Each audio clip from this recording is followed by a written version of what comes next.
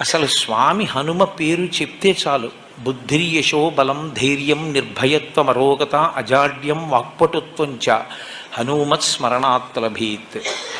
హనుమని స్మరించినంత మాత్రం చేత, హనుమకి నమస్కరించి హనుమని సేవించినంత మాత్రం చేత హనుమ యొక్క గొప్పతనం ఎక్కడుందంటే అజాడ్యం. ఆయనని సేవించినటువంటి వారికి జాడ్యము పోతుంది. జాడ్యము అంటే జడత్వము.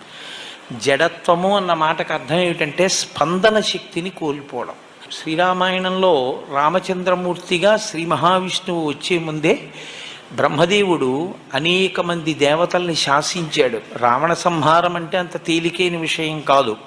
నరవానరముల చేత సంహరింపబడడు కనుక, ఆయన నరవానరముల చేత సంహరింపబడనని వరం అడగలేదు కనుక మీ అందరూ కూడా వానరాంశలలో వెళ్ళండి అన్నాడు.